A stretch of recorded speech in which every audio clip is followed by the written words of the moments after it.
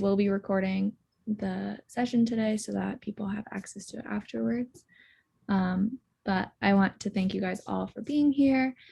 And I am Leah from Pride Academy, and I'll be your room moderator today.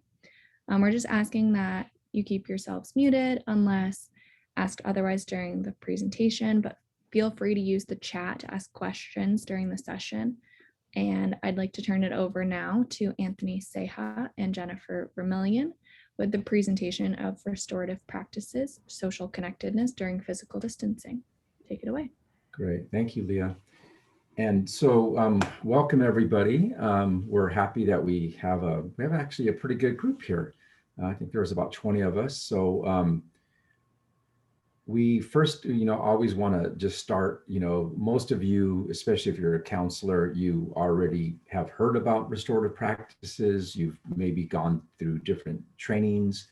We'll be providing, some overview. We only have obviously about 55 minutes. So we have to kind of be realistic, but we want you to know that Jennifer Vermillion goes by Jen.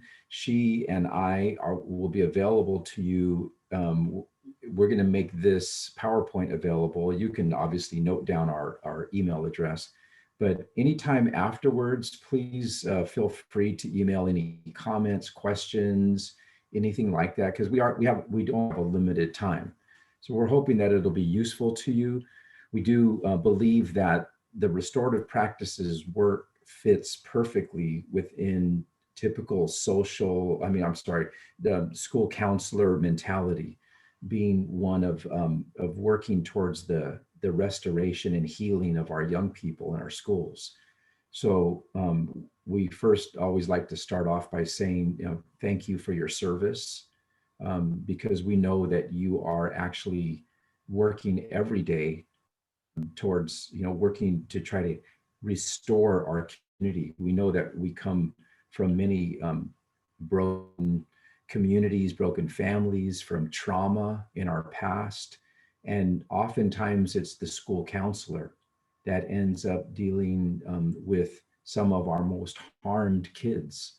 And so we just really appreciate your service, and we want you to know that anything that we can do to support you in your amazing work, that we want to make ourselves available. And then really today is about just trying to create an experience, I guess I would say, so that you can experience some of this. We'll be, there's some information that we'll be providing, of course, but then we also want you to experience this in reality. So oftentimes what people say is they learn best when they're actually engaged in the process. And so we'll ask you to kind of, either in the chat or verbally or some type of way to be involved. We have a couple of times where we'll have you go off into a small group. So just so you're aware of that, it does, you typically out of this kind of a training, you only get out of it what you're willing to put into it. So we're hoping, that you will, you'll kind of go with us and engage as best as you can. And then Jen, can you go ahead with this? Yeah, and before I talk about this, I just want to echo what Anthony was saying about I'm just thanking you all for your service and the amazing work that you all do. And so we're both very excited to be here with you and honored to just have this time with you. But these are what we call community agreements. And these really serve the purpose of, as we gather in really any space together, of creating an environment in which people, regardless of who's there, feel as safe and comfortable to share and to be their most authentic selves. So whether we are working with our young people, whether we are working with parents, whether we are working with colleagues, understanding what is it that everybody needs in order to facilitate a space that feels like that. And that everybody in that space is making sure that they have a voice in creating and recommending what goes into those agreements, but also that everybody is held accountable to maintaining these agreements, whether it's an adult with a group of children or it's somebody who holds a maybe a superior position to you and just your work hierarchy, that that's irrelevant when we're talking about our community agreements. These are all relevant for everybody in that space. And we wanted to recommend some for our time today with all of you, because like Anthony said, there's going to be lots of opportunities for you all to share. And we want to make sure that this is a space in which you can be your most authentic selves as well. And so sometimes we'll come up with a list together for the sake of time. We brought a list that we've already kind of curated. But some things that we like to offer as our community agreements are making sure that we are having, and by we, I mean Anthony, myself, and all of you are having patience with ourselves and with others, making sure that we are honoring the space that we are in, that we are maintaining confidentiality. And so as a caveat to that, or not a caveat, but as an aside to that, I know this session is being recorded, but also understanding that when you're in your breakout rooms, that those those breakout rooms won't be a part of the recordings. But also that we, with confidentiality, we want to make sure we understand that we want to take the wisdom of the group. And like I said, you're all going to have opportunities to share your own wisdom. And so we want to glean from that, but we want to leave the personal stories here. And then choosing to be present. And this one is really interesting in our virtual world, right? Because that means something very different than it did when we could gather in person. Because a lot of you, probably like me, you might have little people in the background, children or animals that are vying for your attention, or need you from time to time. And so understanding that in this space, this hour with you today, that we understand that we are asking you to be as present as you can.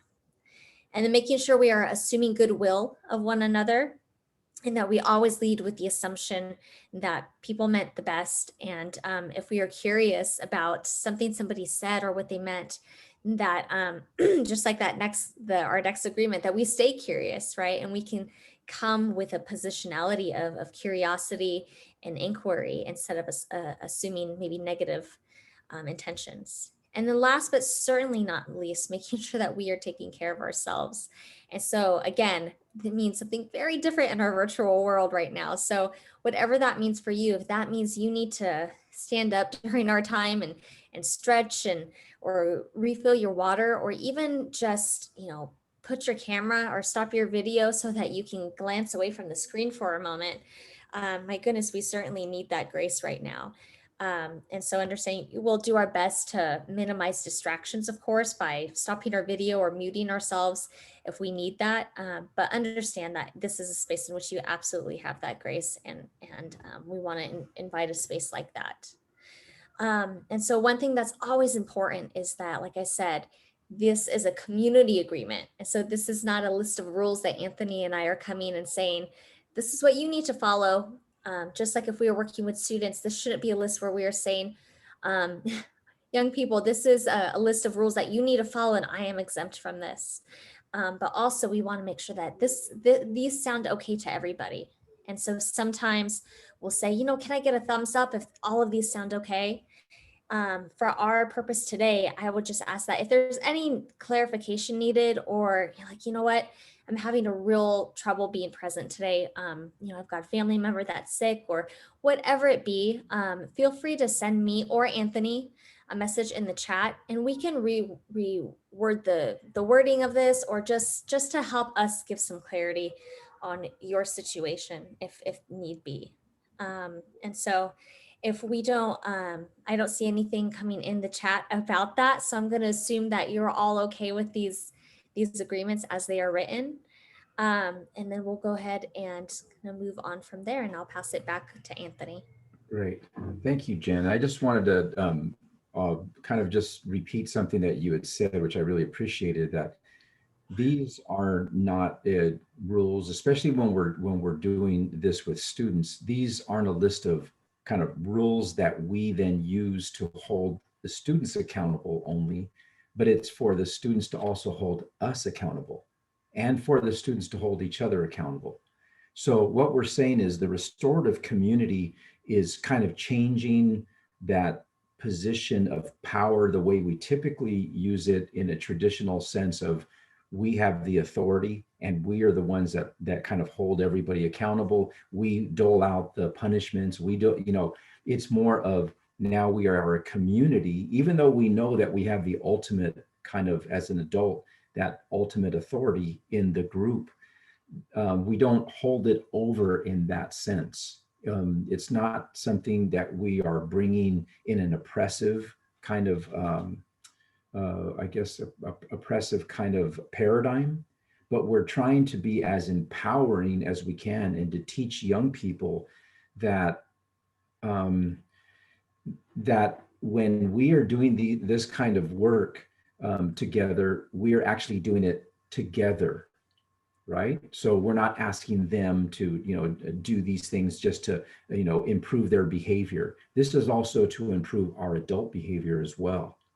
So it's shifting a paradigm, and for some of us, it might make us a little uncomfortable because we might enjoy being in charge. We might enjoy the power that we have, but and what we say is that we have the power to serve, and if we're going to be effective restorative practitioners, that humility and practicing of humility every day is essential. So, and some of the things that we may say may be kind of like challenging, but that's okay. That's true restorative justice work is challenging. And so one of the things that that was on this last list, it says, take care of yourself.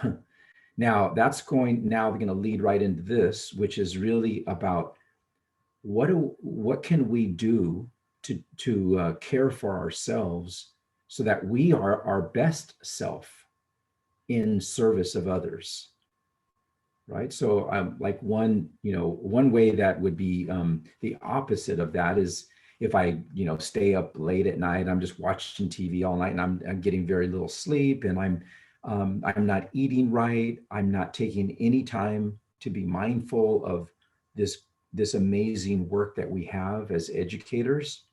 And by the way, I say all counselors, all social workers, all teachers, all administrators are educators. We're teaching all the time. But I say, if we're wanting to be our best self, then we have to take responsibility to actually put that into practice, to what helps us to be our best self. And so what we promote is a form of mindfulness. And we don't have time to go too deep into it because I spend usually a couple of hours in the morning around my own form of mindfulness. But everybody's different. And so what we want to do is just kind of, I'm going to just show you this photo. It's just a photo that I took, just because it's something I'm into. I enjoy flowers. I enjoy nature. So I wanted just to show you this and say how easy it is for you to even, especially in a virtual format, you could show a photo that you took, or you could invite a student to go out into nature and to take a photo and share it with you. And then you can show that as the visual and then lead and guide the students to begin to develop the skills of focusing themselves and recognizing that they're powerful human beings by using their breath and just being able to calm themselves down. It's a real important skill that both young people and adults need to have if we're going to be able to manage the busyness and the buttons that are pushed in schools. So what we're going to ask of you is this: just for 1 minute, I'm going to ask you to just kind of maybe picture yourself, just kind of maybe sitting down in a field and kind of looking at this beautiful flower. You see the beautiful yellow colors, and you kind of just start to take those relaxing breaths for yourself and just basically becoming conscious of the fact of something we do all day, but we're actually becoming conscious of breathing. that we are literally nurturing our body and our mind right now as we breathe in, and we're cleansing our body as we breathe out. And as we see the tree in the background, we know that those trees are developing the oxygen that we're breathing in. And those trees are actually breathing in what we're breathing out, the carbon dioxide. And it's this interdependent relationship that we have with nature, because to tell you the truth, we are a part of nature. So we're just remembering that right now by taking these breaths, right? Just take some relaxing, centering breaths for yourself. And then you see the clouds and the sky, and we know that, it's something that we all share. This earth, the air, everything that we have here, this is part of our home. So we just kind of hopefully remember that with some gratitude. And even that the breath that we're taking is actually a sign of our life. And it's something that we all share in our humanity. And even though that we are separate physically, that we can begin to kind of get that sense as we're all breathing. It's like we are together in some ways, right? It's something that we all share. So thank you, everybody, for doing that. And we encourage people to begin to teach young people to do this, to gain this life skill, so that they can understand that they have power in themselves, right? To be present, to calm themselves down, to begin to make maybe some more positive decisions. It's a real important thing, I think, for any educator to do. So when we look at this photo, this is going to be something that we're going to use to kind of, I guess, describe the way we promote the restorative practices. It's one of, especially us who are in a Western society, one of the things that we have to recognize is our Western culture has been very individualistic, right? So in some ways, it's separated us from each other, and it has kind of encouraged us to care about ourselves, sometimes to the point of I'm gonna try to succeed in whatever I'm doing for my own pleasure and my own everything. It starts to become a self-centered type of mentality. It can even turn into selfishness, and it can also, that separation can be a thing where we begin to look at other human beings and we think of ourselves as better than they are, and we begin to stereotype other people from different gender, ethnicities, age, all kinds of differences that people have, and we begin, well, we're actually better than they are. And that's ultimately what we see right now happening in our own country. We see some of that white supremacy kind of really, really coming up into the forefront. And we have seen through history, when people think that they have a supremacy over other groups, it has come out in some of the most violent, vile, inhumane ways, through slavery, for example, or through the way the native communities in this country were treated as colonists, and others have really been so demeaning and devaluing of them. So we say this, that is something that kind of behavior actually harms us. It harms the community, but it also harms us as individuals. For us to be our best self and to be well, we can learn from nature. Like if we look at the way these penguins have learned how to thrive and survive in a very harsh environment, they understood that they needed each other, right? So they act as a team, and they know that the penguins in the middle of the huddle can actually gain this warmth that they need, But those ones in the middle, if you notice, they're already rotating to the outside because they understand they also have to serve the community. So it's one of being served and it's also serving. And that's what a community is made of, where we depend on each other, right, for our very survival. And we're trying to return back, to return to that wisdom in this restorative practices. We're trying to restore some of that wisdom. And we can see that play out also in the redwoods that you see there.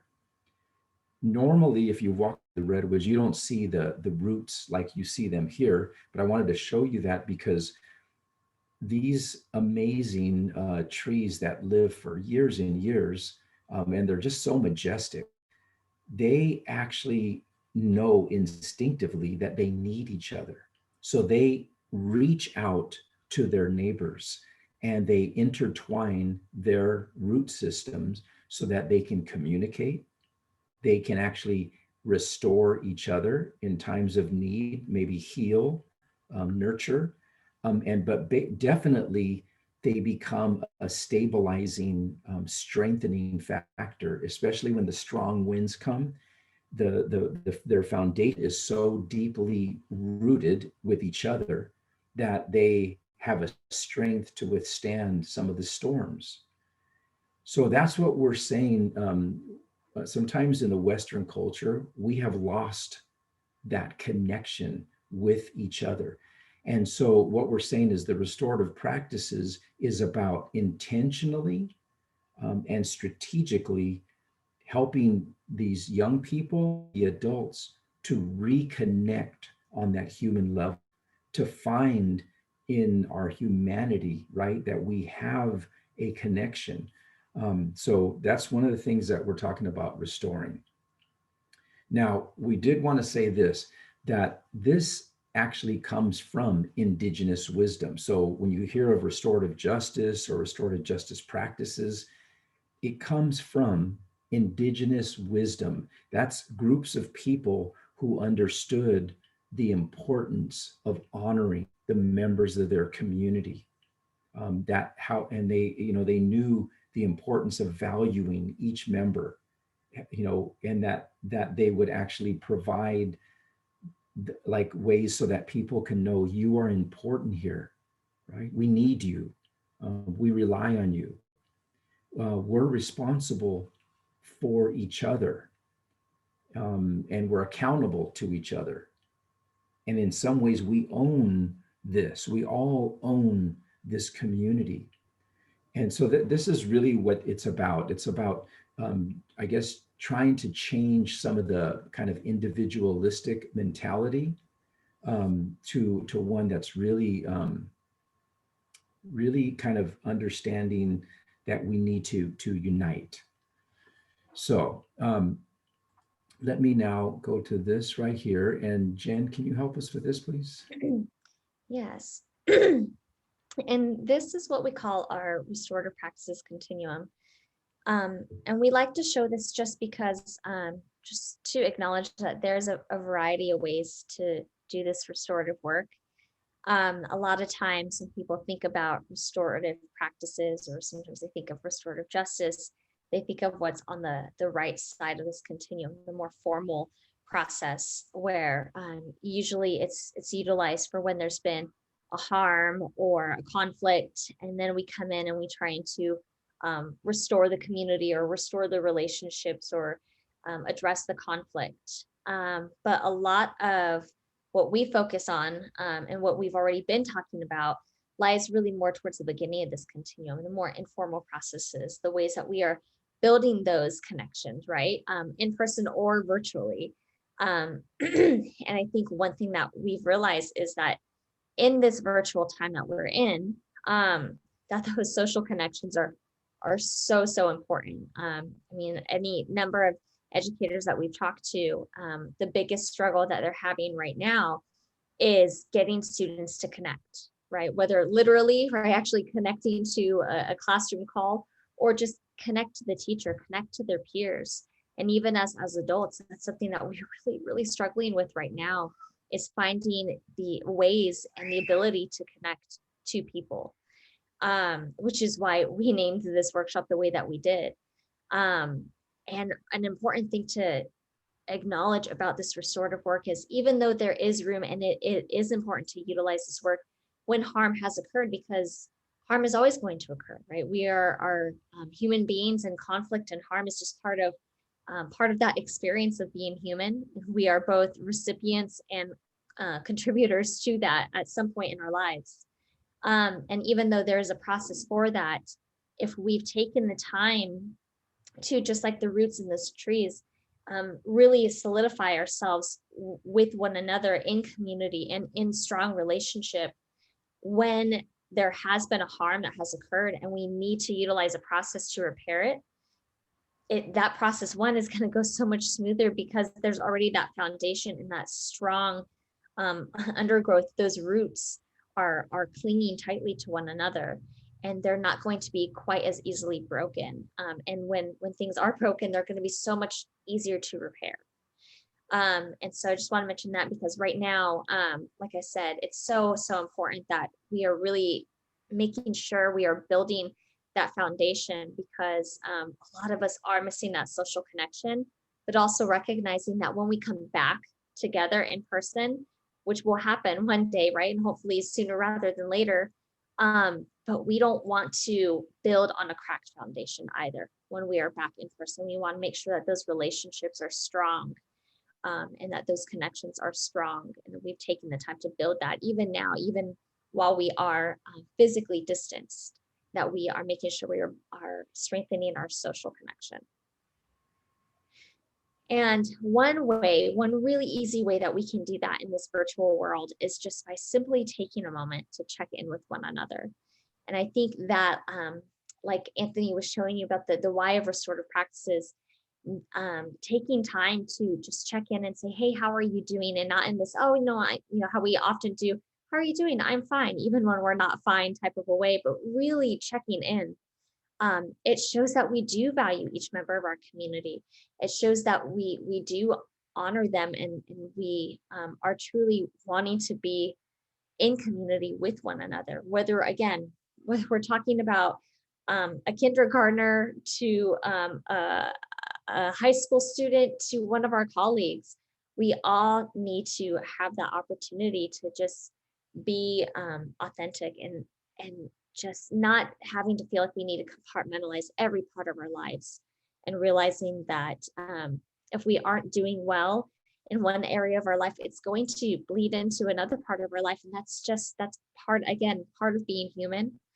And we want to give space for that. And so for today, we want to show you what that tool might look like, but also just to practically just give you an opportunity to do that too. And you all are doing so much for other people and for the communities in which you serve. And I know in these self-care professions that we often don't take time to take care of ourselves.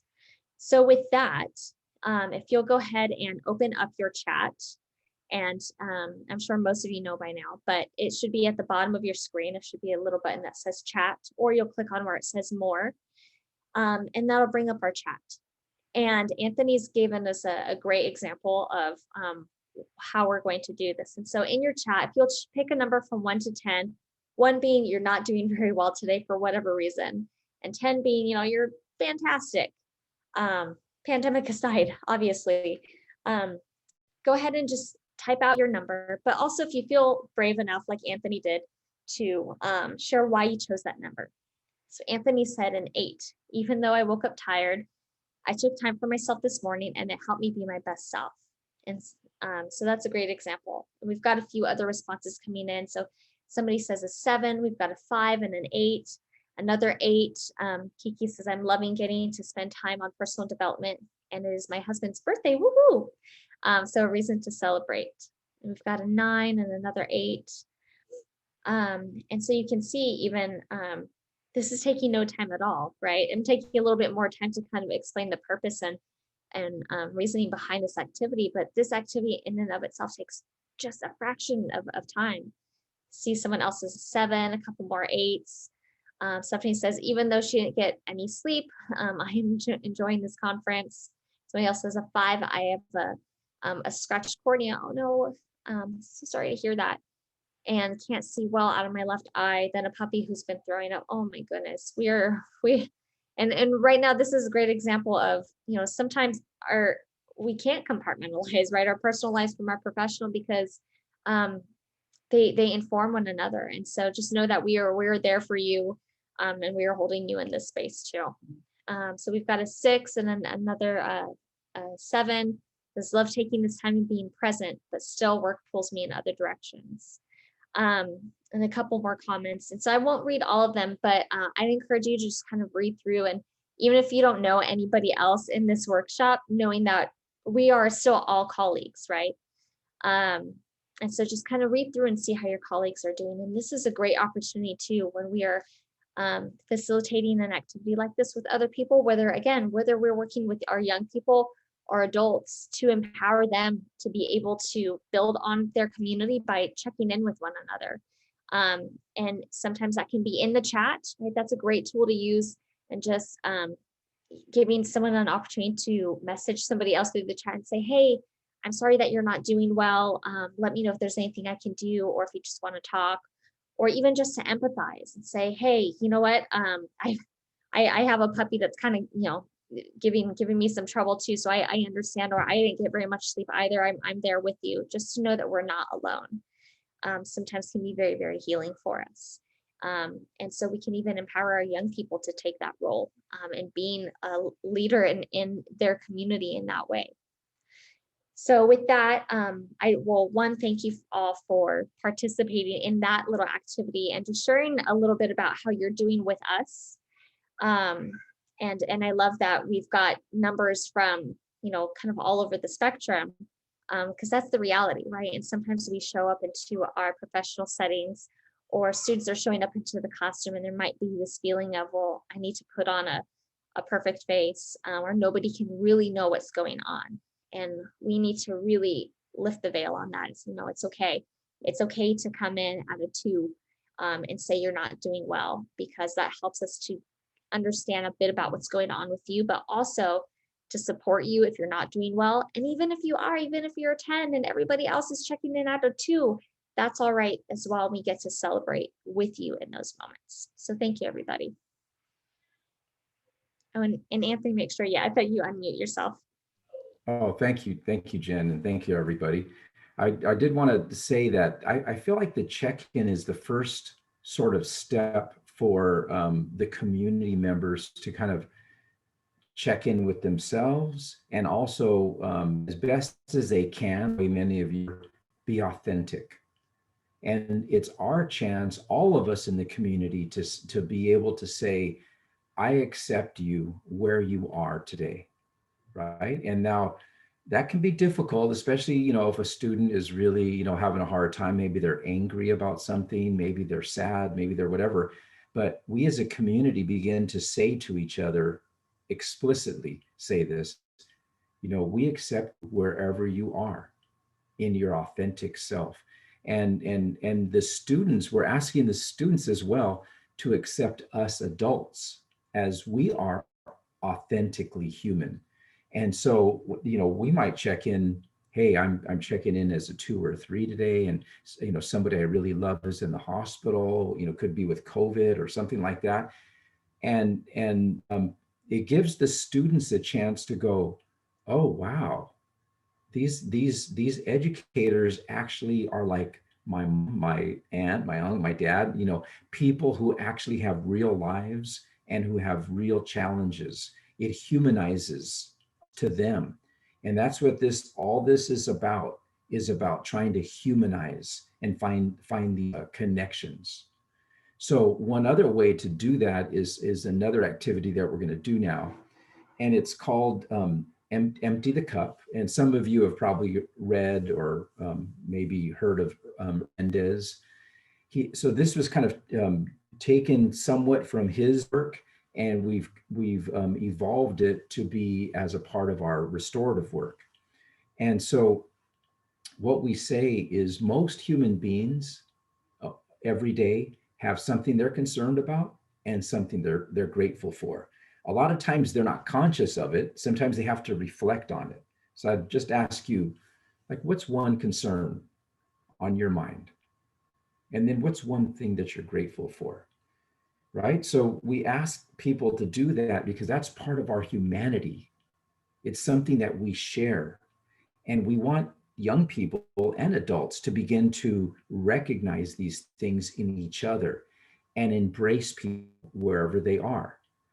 So I would say, one concern on my mind is my son is in the Navy and he's in Virginia, and he was telling a few days he's had bad like a strep throat, and I get worried because he had COVID some months, and I'm hoping and praying that he doesn't either get it again or that he doesn't get another strain of it. And it's just a strange reality to have your 21-year-old way across the country and you really know no real power over what's going on.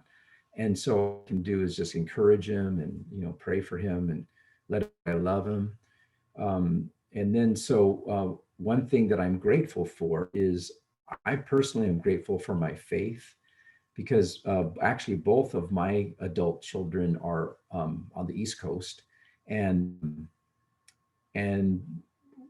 when I feel kind of like when I don't have much control or much ability to kind of maybe even help or change their reality, I depend on my prayer life and my faith to believe that something bigger than me is actually caring for them and protecting them and guiding them.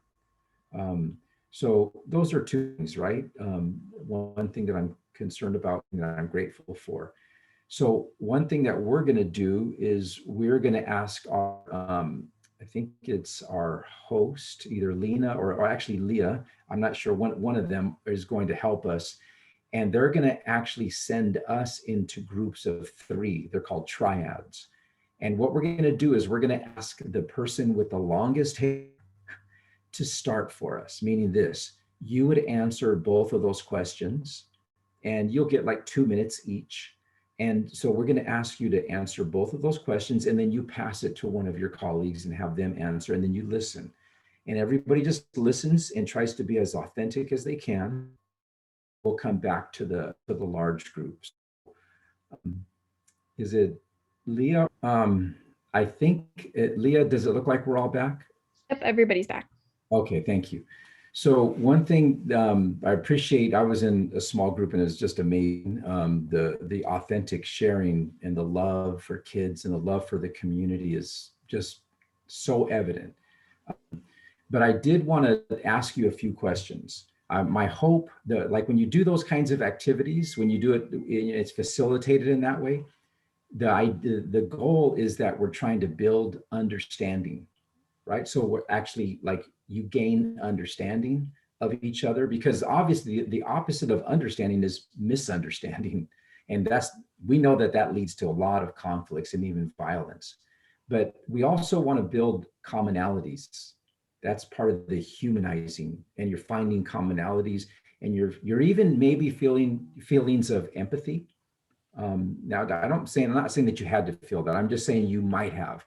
So if you will, just quickly in the chat, would you say if you experienced any of that, where you felt like understanding, you grew in understanding, you found commonalities, or you may have even felt feelings of empathy for a colleague? Would you just put that into the chat? And then Lisa, thank you she says understanding, yes, right? And look at understanding and empathy from Laura.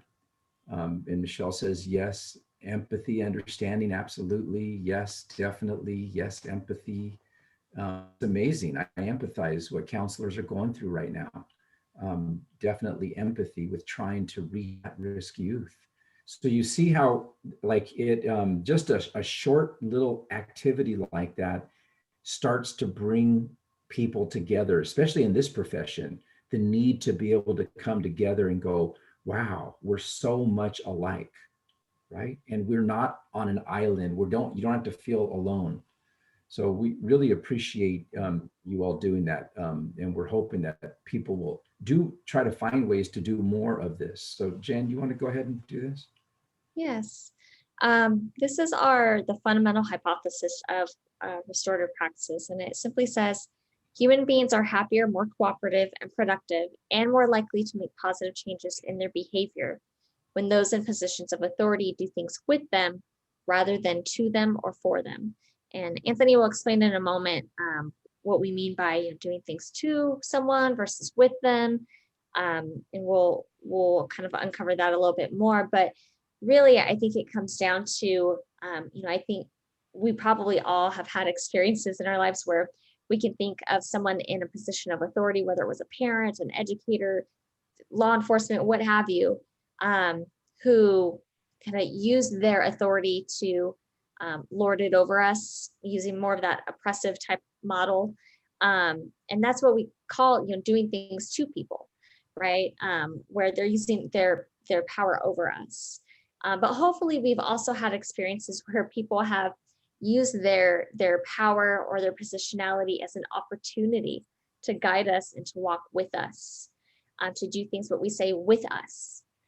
And not only, like it says here, right, our response to those two different situations and those two individuals are going to be drastically different.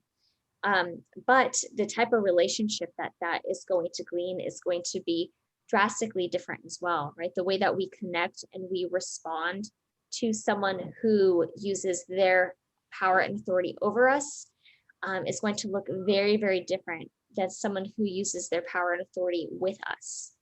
And I think that is really can be a great compass and a great model for how, especially those of us in this field of education, and those in really any kind of support type role where that is our role, right? That's our calling to do things with other people, to guide, to walk alongside. And that is really the model that we should be focusing on. Great, thank you, Jen. Then, so in order to kind of make that more, I guess, unpack it a little bit, if you look at this graphic, it's kind of showing us kind of how that works in relationship with each other. And that when people are kind of in that two quadrant, right, that the square that says two, it means that their acceptance of us is conditional, meaning as long as we do what they're saying, they accept us. But if we don't, then there starts to be a problem, and it's really a power over that you feel they have a power over us. And then unfortunately, the quadrant that's not, meaning that we're kind of being ignored and neglected, in some ways rejected. And that's also a power over. And then if you look at the four quadrant there, there's still a conditional acceptance, and that people in some ways are using us to meet their own needs, right? And it may be that they are trying to get something from us, whether it be our friendship, our acceptance, and all of this. So there's still a conditional acceptance. But when we look at the with quadrant, that is actually trying to do something where we're dedicated to honoring the individual wherever they are. That's with however their behavior is, whatever they're bringing that day. We have an unconditional acceptance. Now, that doesn't mean that we let them just get away with anything. What it means is that we accept them where they are and we work with them. That means we're using our power with them to help them understand why we're working with them, and we're not just saying, hey, you didn't meet the standard, so here's your punishment. We're saying, hey, when you did that, it made me feel uncomfortable, it made me feel hurt, and I need to work with you. I want you to understand why I see you as important. I see you as a really valuable member of our community. So what we want to do is have you think about, and I know we don't have a lot of time, so Jen, I think we're just going to have them think about this right now. And I want to ask you to try to reflect. Has there been somebody outside of your parents who you would probably put in the with?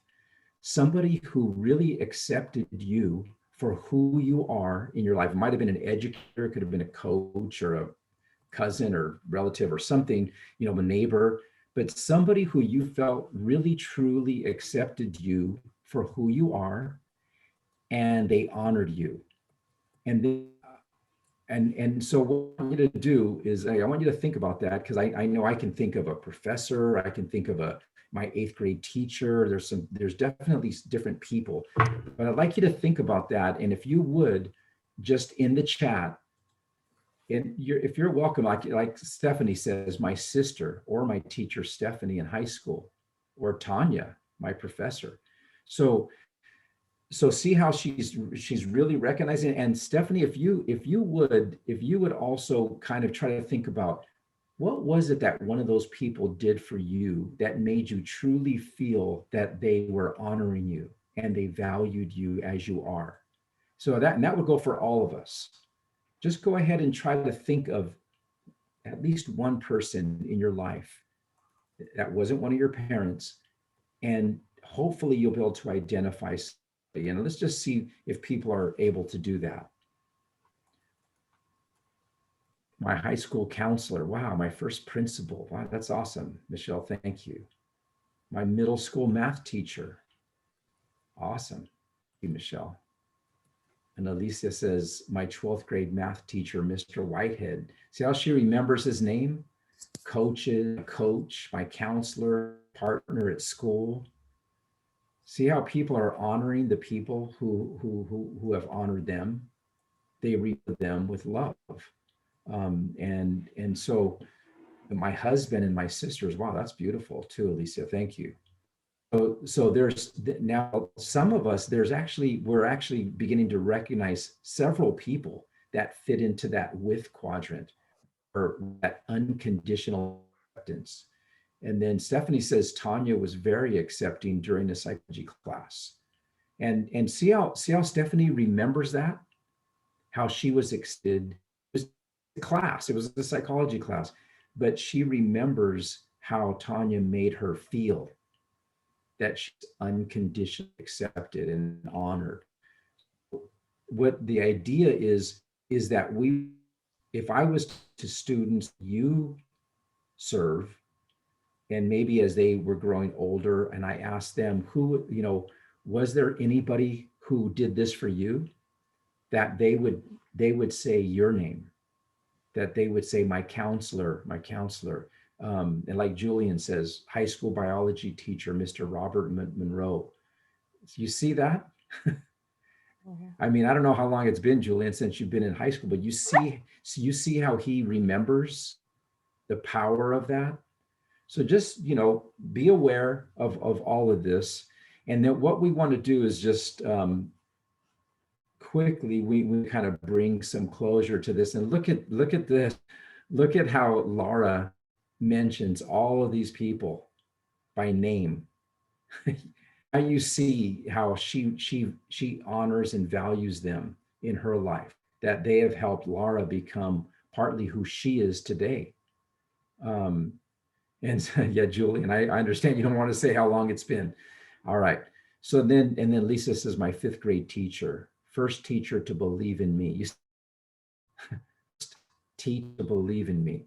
So what we're hoping, and thank you again, Laura, for but this to a close. But I know Jen and I, what we're hoping is that it helps you to get clarity on how we work to restore humanity, our connections with each other, right? Where we humanize and we bring down the stereotype and bring up humanity, the connections that we have, find commonalities. So we everybody for this, and I know I'm not sure if it's Lena that you're going to have them do the evaluation. And I think Leah put the evaluation link. If you wouldn't mind just going ahead and clicking on it, we appreciate you. Thank you for this time. I know it's kind of flown by, so I apologize about that. I wish we had a lot of time together. You will have access to this PowerPoint, and it has Jen and my to email us. We do a lot of that communication with a lot of educators about the county. And so, and thank you, Stephanie. Stephanie says, Miss Stephanie Darrow was so interested in me as a student that she lent me her favorite book. You see, it's amazing. This is the impact. What you're seeing is the impact of restorative people, restorative educators, counselors, people that truly made a difference in people's lives. And I hope that I've done that for some people, that they would remember me, right? That I am intentional about the way I've treated them with love, respect, and honor and value. They can discover how valued they are. So we appreciate you all completing the evaluation for us. You to and Leah for hosting and moderating this for us. And then Lena and Leah, do you have any final announcements for our group? No. No, just thank you for coming and fill out the evaluation. And I hope you guys have a great rest of your conference. All right.